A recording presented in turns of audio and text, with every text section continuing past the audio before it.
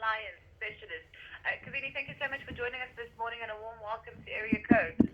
Thank you so much for having me. I really appreciate the opportunity to utilize my voice, especially ahead of Workers' Day, which is tomorrow. Let's start off by understanding, the Workers' Day itself. And as you had mentioned, ahead of Workers' Day, which is tomorrow, you said that corporate South Africa has a GBV problem. What do you mean by this? Yeah, there's actually a concept of, I think we all know what GBV and F stands for, but my real focus coming from a risk audit and compliance standpoint has really been focused on the concept of corporate GBV, which I think is not spoken about enough, number one. And number two, it doesn't get the type of awareness that often follows when there's something physical that you can prove. And that's really where I'm coming in today, is just to socialize and put out from an awareness point of view the concept of corporate GBV, and also some tips for those who may be watching in terms of how they can manage their own brand, their own reputation, if this is something you could be facing within a workplace. You bring up such a very important point here when you look at the different dynamics of gender-based violence in the Yes. workplace. How does this issue that we are really dealing with show up in corporate workplaces where there's no physical abuse?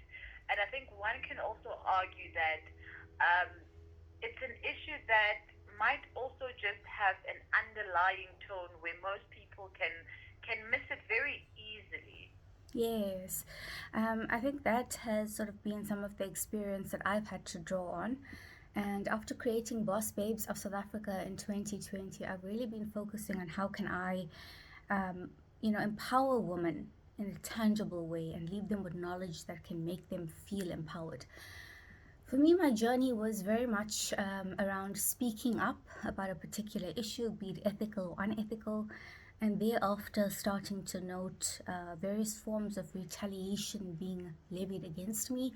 And like you said, it is often very difficult to pick up because we're living in a digital world. Emails are being sent every day. It's part of your job to look at a particular email. It's just that, as you mentioned as well, sometimes there can be undertones that you may miss.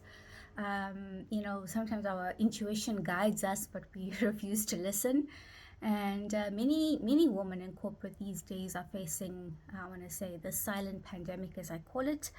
And I really want to draw awareness around it because it is not okay. It is not okay from a dignity, a fairness, and a respect perspective, which is what Workers' Day actually stands for on the 1st of May.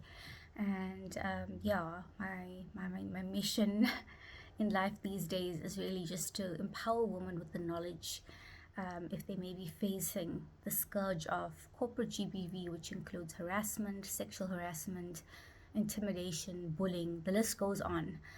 But yeah, really, it's about being able to understand those emails, pick up when there's a shift in tone, pick up when, for example, you're being left out of meetings, you're being sidelined, your voice no longer matters, and be able to tie it back to what we call in risk management the root cause. What is actually causing this? Let's look at South African labor law. Yes, yes. South Africa has a strong labor law, labor laws rather. Why, in your professional capacity and as the voice of reason today, why are harassment complaints still being silenced? I think we can also make a very typical example that recently happened in the courtrooms of the judge. Yes. I can't recall the name, and this was an incident where one might argue that it's getting away with murder.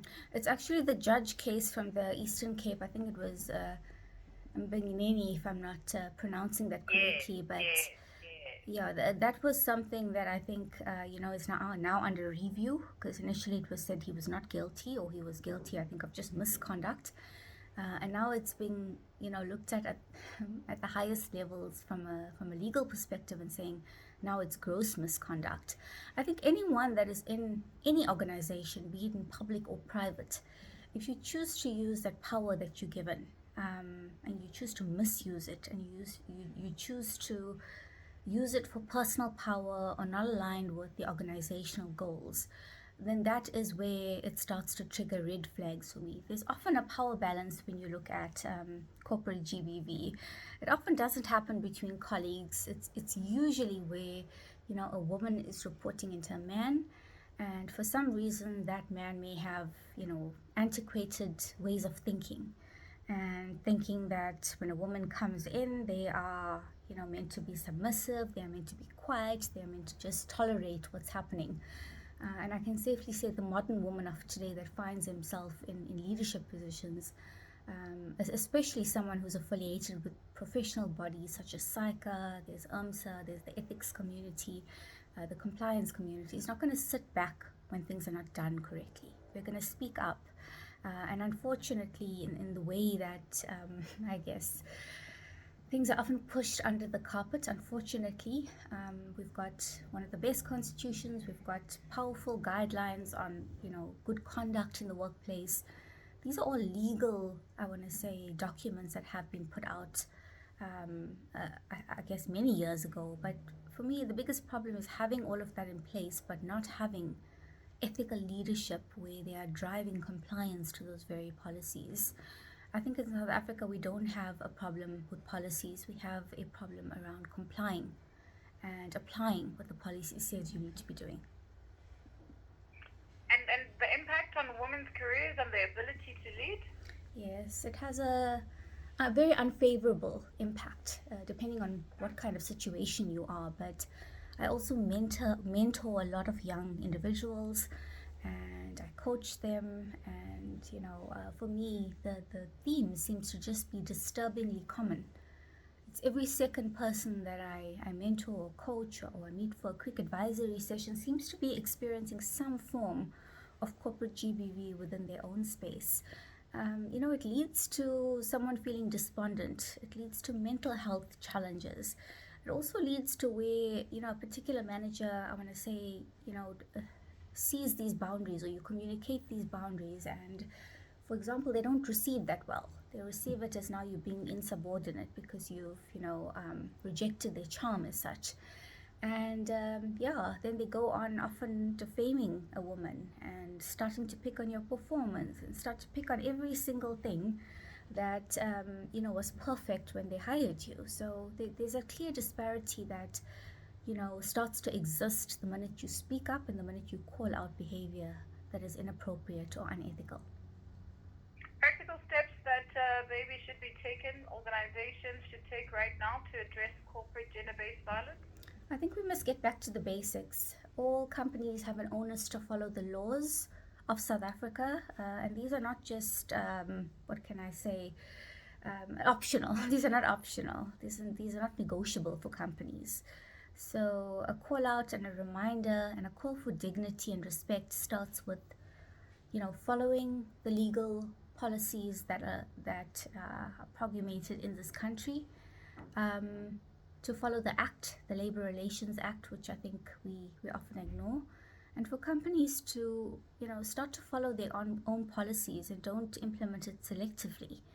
If someone is working within a company and they are choosing to misuse their power and harass women and treat women poorly, there needs to be repercussions for that. We as leadership cannot be turning a blind eye and pretending that this individual may be having a bad day. That's sometimes the reason you get, or you get the reason that you're just two adults in a conflict situation, you're in a fist fight, and all those are false narratives. And I think my call is also to HR to also be more alert, more aware of what's happening, and to intervene when necessary. Don't let a problem fester for too long, and then it becomes public, and then it goes to the public protector. You don't want all of that. If you're able to identify something, if someone reports it, at least honor them by looking into the case objectively and meaningfully, and present them with an outcome report. That's the basics of starting with looking at how we can, start to fix this pandemic from the inside out.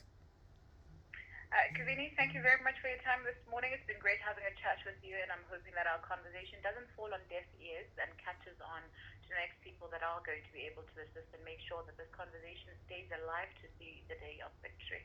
Thank you so much for your time. And if anyone wants more information, you can contact me on my website www.covenimudley.co.za. Thank you so much. Thank you very much. And that is Kavini Mudley, who is a chartered accountant and governance, risk, and compliance specialist, speaking to us this morning about Workers' Day. Well, looking at Workers' Day from a dignity and ethical leadership perspective, to say that we do have a corporative gender-based violence problem that we need to really solve.